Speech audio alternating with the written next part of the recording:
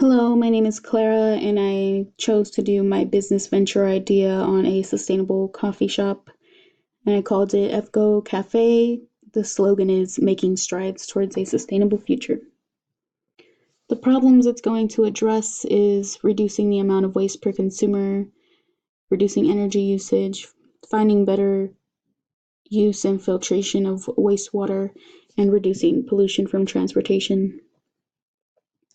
The solution I'm proposing is performing and encouraging a zero waste lifestyle using locally produced goods, renewable energy, and as well as recyclable materials and recycling and biodegradable products.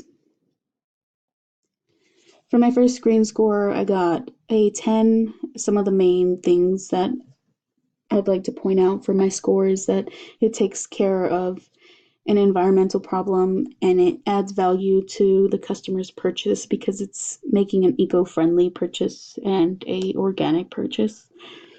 Is also it satisfies customers because it's supporting a good cause and it sparks a change in customer practice and behavior.